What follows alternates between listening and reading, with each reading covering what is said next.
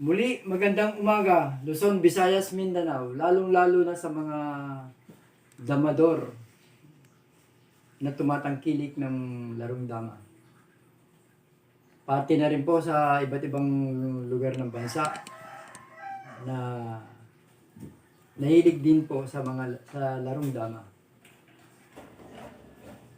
Kahapon, ito po ang karugtong ng pinag-usapan natin kahapon.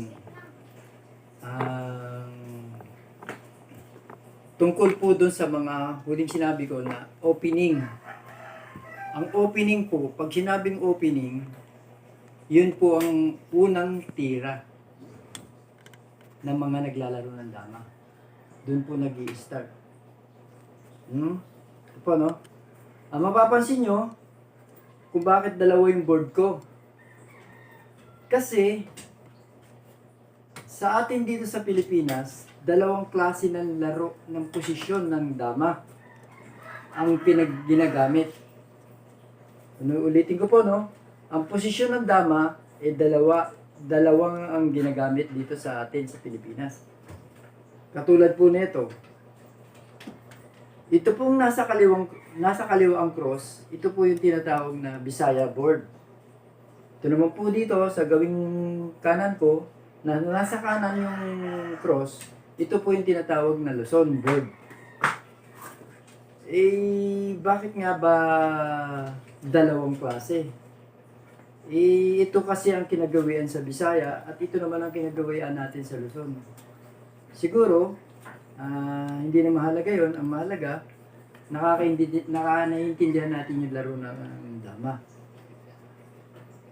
Parehas lang din naman po yan. Mapakaliwa, mapakanan, parehas lang din yan. Siguro na lang po yan kung ano yung kinagihasnan mo. Lamang lang po kung ano yung kinaghihas ng laro at saka maglalaro ka sa ibang posisyon. Pero parehas din ang mga moves niyan. Ito po, no? Ulitin ko, no? Ito po ang Bisaya board. Ito po ang Luzon board. Ngayon, kung nandito ako sa Luzon, taga Caloocan po ako. Luzon board po tayo.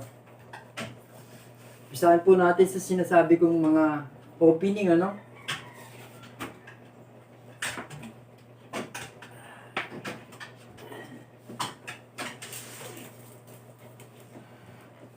Ito po. Nakasentro po, ka-team. Aha. Ito po ang mga sinasabi kong opening. Lalo na, karaniwan, kapag ang pitcha mo ay puti, nakagawian na ikaw yung unang tutulak. Napunta sa iyo yung puting pitcha, ikaw yung unang tutulak. So sa makatwid, halimbawa, puti ang sa akin, ako ang unang tutulak. Ito po yung sinasabi kong opening. Iba't ibang klaseng opening. Meron po dito, pwede po yan. Meron po dito, pwede rin po yan. Meron po punta sa gitna, pwede po rin yan. At ito rin, pwede po rin yan. Papunta rin sa gitna, pwede po rin yan. Papunta rin dito. At pwede rin dito. Yan po ang mga unang klase ng opening. Una kang tira, ibig sabihin. O ngayon po, sa mga marurunong, may ibig sabihin po kasi ito. Basta pumunta ka dito, meron po silang ibig sabihin dito. At pumunta ka rito, meron din po niyang ibig sabihin. Tsaka ako na lang po ipapaliwanag, no? Para dun sa hindi gaano na gusto ring matuto, saka ako na papaliwanag kung anong ibig sabihin ng mga moves na yan. Kasi komplikado po yan sa hindi ganong marunong na nagsisimula pa lang. Dito po tayo sa umpisa ng paglalaro ng dama. Sinabi ko nga po, opening po yan, di ba? Ngayon, ito naman po. Halimbawa, tumira yung kalaban dito sa papuntang gitna. Nakaraniwan ito yung ginagamit ng mga nakakaintindi. permi silang gumigit na. Dahil siguro, mas alam nila na sila yung nagdadala ng laro sa gitna. Itutuloy ko na po. Halimbawa, tumira sa gitna. Yan. At tumira naman yung kalaban dito. Tumabi. Maraming klaseng tirang pwede mong isunod. Kasi hindi naman ho yan pinagbabawal eh. Basta sinabi ko nga, pasulong. Pwede dito, pwede dito. Pwede dito. Siguro ito naman bawal. Kasi masama. Dahil pwede kang makain ng dalawa. Pero sa mga intindido, alam na agad ang gagawin. Hindi sila pwedeng tumira dito dahil alam nilang bawal. Karaniwan, ito ang tinitira kung nakakaintindi na. Yan. Ngayon, dahil pinakain, di po ba, pinakain ng puti, so titira na naman yung black. Yung black naman, marami pa siyang klaseng pwedeng itira. Pwede dito, pwede dito, pwede dito. Basta sinasabi ko nga po, pasulong. Hindi pwedeng umatras, hindi pwedeng bumalik na ganun. Ang bumabalik lang, yung kakain, at saka kung dama na yung pitsa. O ngayon, anong kaya sa palagay nyo na pwedeng itira ng itim na maganda para sa kanya? Ito, lahat po yan pwede. Pero karaniwan ang itinitira dito ng mga datihang naglalaro, ito po, yan, ang itinitira. Ngayon, para sa akin, kung ako naman yung magdadala ng puti, ito rin naman ang ititira ko. At ginagawa naman ng itim, maraming pwedeng itira eh, ganon. Ganon. Ginagawa naman ng itim, karaniwan, dito naman tumitira. O either na hindi yan, pwede naman ito. Unahin muna natin na gumanon. Halimbawa, ako marami kong tira. Pwede naman dito, pwede naman dito, pwede rin dito. At least pasulong. Ngayon, para sa akin, ang ititira ko dito, ito.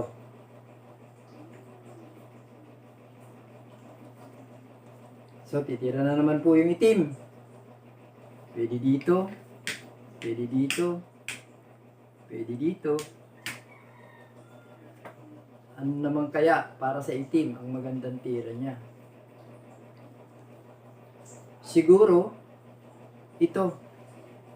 Yan madalas ang tira ng mga intindido na. Ngayon, ako naman ang titira. Pwede naman ako dito. Kung ang tawag nila, tiyempo. Pwede ko tsumempo. Pwede kong sububo. Pwede kong umatake. Pero para sa akin, kung ako magdadala ng puti, ito na siguro. Titira naman ngayon ng itim. Pwede dito. Pwede dito. At pwede rin dito. Pwede kahit ano itira ng itim. Maliban lang na magpatalo agad siya, magpakain ng alanganin. Yan. Pero sa palagay ko, ang itinitira dyan, ito eh. At saka, posibleng ito lang. Yan lang halos. Tingnan ko muna dito. Ha? Yan. Pinakain. Ngayon, sinabi ko nga, dahil isa lang yung kain, di pipili tayo dyan. Pwede kong kumain dito, pwede kong kumain doon.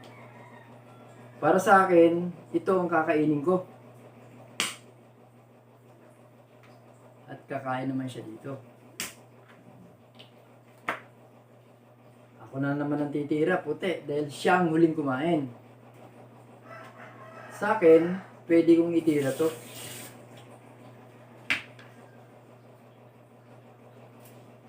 Siya, marami siyang tira.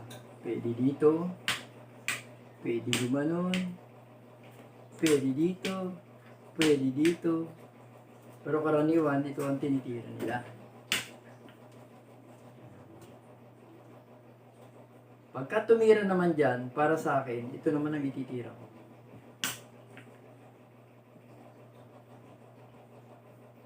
Ngayon, nagkakadikit na yung mga pitsa. Pwede nang gumawa ng mga tinatawag nilang lanse. Nakaporma yung pitsa ng itim para malansi yung puti.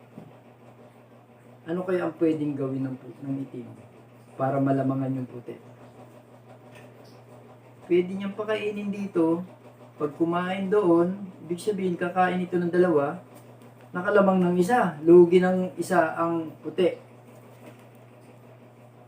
Pero totoong tunay kayang malulugi o mababawi? Karaniwan naman kasi ito ang tinitira. Nilalamangan niya agad yung puti. Tinira ngayon. Para sa akin naman, sinadya ko talagang itira yun para hindi ako maipit. Ngayon, lamang siya ng isa. Pero susubukan kong bawiin.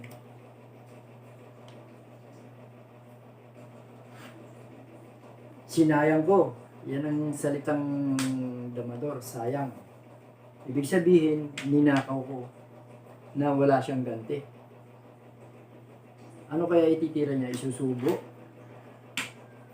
Pababayaan? Titira dito? Titira doon? Ano ba?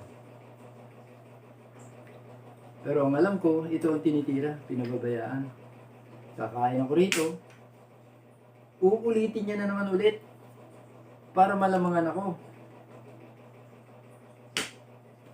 Ngayon, syempre dahil sa kagustuhan kong hindi ako malamangan, susuportahan ko yung ninakaw niyang pitsa ko. Kumain siya. Sinayang ko ulit. Pwede niyang iganon. Pwede niyang iganon. Pwede rin dito. At least, puti ang lugi, nasa sa kanya na kung anong pwede niyang gawin. Makabawi kaya ang puti. Titignan natin ha. Ito ang tinira niya. Bawi na ako. Ngayon, tinira niya to at itinira niya to. Parehas na kami sa pitsa. Lumamang ako ng isa pero hindi ako nakakalamang dahil kakain ako rito at dadalawahin niya ako pabalik. Sa makatuwid, tabla lang kami sa pitsa. Ito na ngayon. Patas kami sa pitsa. Ito yung tinatawag na kanya-kanyang timing, kanya-kanyang tiyempo. Dahil malalayo ang agwat ng pitsa, magbibilang ako kung ano mas maganda. Para sa akin, ito. Para itong nasa gilid niya, hindi makatakbo. Ito ang pinaka-best move. Ngayon, para sa itim, mag-iisip din siya. Bahala na siya kung ano maganda. Pero ang nakikita ko, ito yung tinatiming nila. Yan. Ako naman, ito. Siya naman, ito. Ako naman, ito. Para kung sakaling gumanon siya, may option ako na pwede dito. Kain-kain, tabla lang sa pitsa. Kaso hindi siya gaganon. Gumanon. Di ako naman, susuportahan ko agad. uunahin ko pong puntahan yung real nilang tinatawag. Pwede siya dito. Pwede siya dito. Pero karaniwan, ito yung ginagawa. Ako ngayon, dahil dumidepensa ako, parang ako naging depensa, ibig sabihin, mas dapat atake ako dahil una akong tira pero akong dumidepensa dahil sa unang pagkakataon nalamangan niya na ako. Ngayon, mag-iisip ako kung ano ba yung dapat kasi siya yung atake.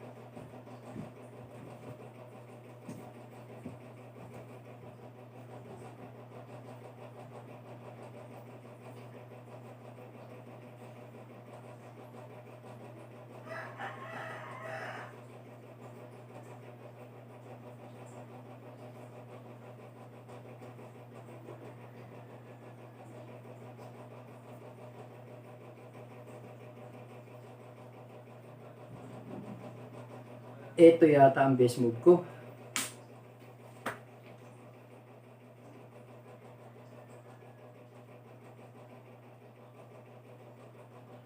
Siguro siya, pwede rin dito siya tumira, pwede rin dito tumira, pwede rin dito tumira. Ano kaya ang best move naman ng itim?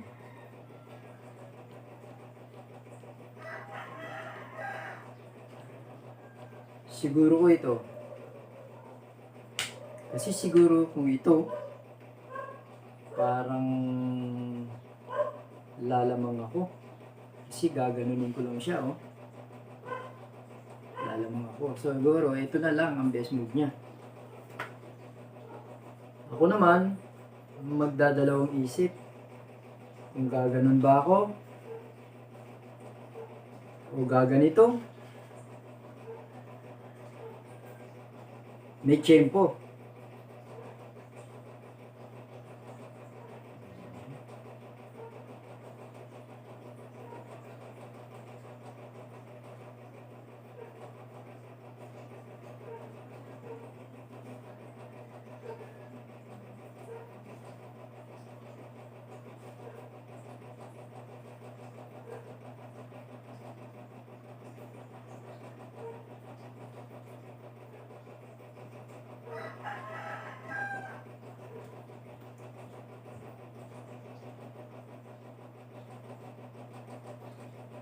Dito.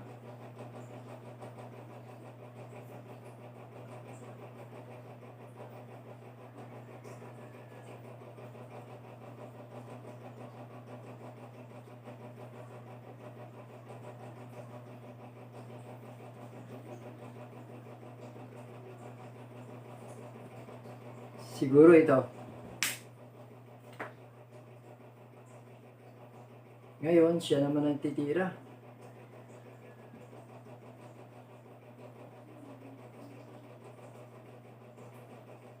Palagay ko, kung itong ititira niya, lalamang ako. Kung ito naman ang ititira niya, at ito lang ang tamang tira niya. Malamang ito.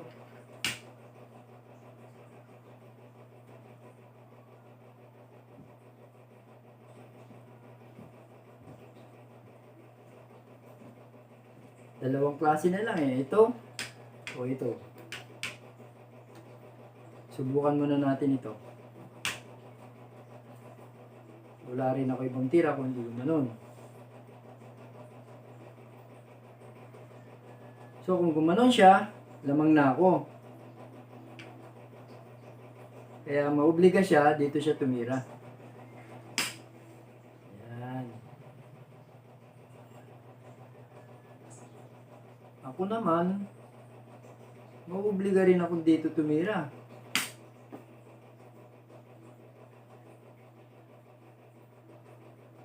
Malalamangan ko siya ng isa, so gagano na siya.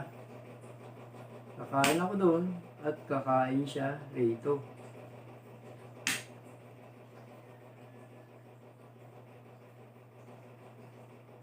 Kakain ako doon Ipapakain niya to.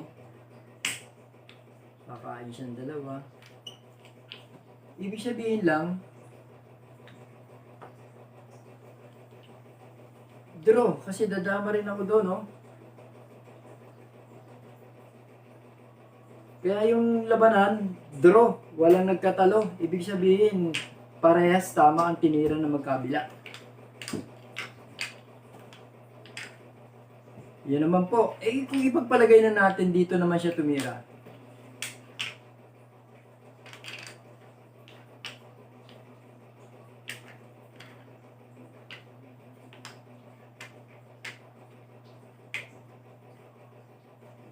Hindi siya rito tumira. Dito naman siya tumira. Ano kaya ang best move ko rito? Siguro ito.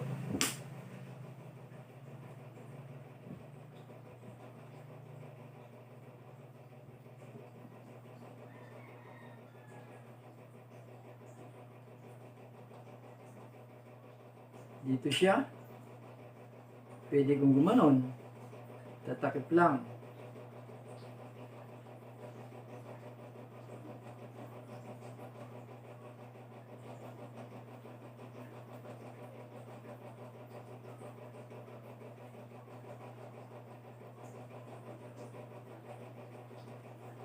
Gaganon siya.